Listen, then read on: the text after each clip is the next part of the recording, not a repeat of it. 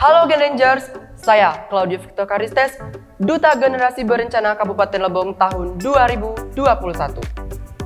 Teman-teman tahu nggak sih apa itu Genre? Genre adalah suatu program yang merupakan singkatan dari Generasi Berencana yang diluncurkan oleh pemerintah lewat Badan Kependudukan dan Keluarga Berencana Nasional. Tujuan diluncurkannya Genre apa sih Kak? Nah, jadi tujuannya itu untuk menyiapkan kehidupan berkeluarga bagi para remaja.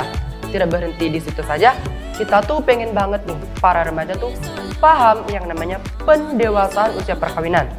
Selain itu, kita pengen banget nih teman-teman bisa merencanakan pendidikan, merencanakan karir, dan tentunya merencanakan pernikahan di waktu yang tepat dengan tahu kapan sih siklus kesehatan reproduksi yang bagus tuh pas kapan ya gitu.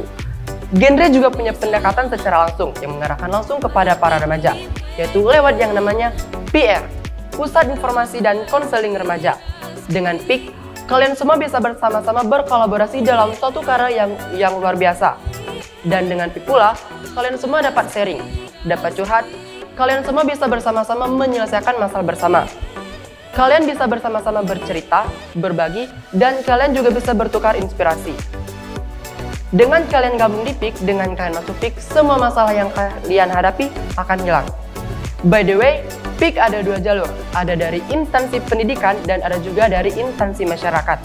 Eits, bukan cuma PIK doang yang ada di Genre, tapi ada juga yang namanya Duta Genre.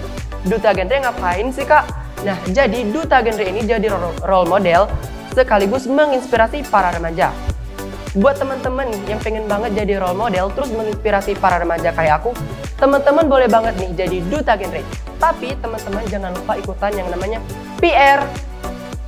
Rencanakan hidupmu sekarang karena saatnya yang muda yang berencana.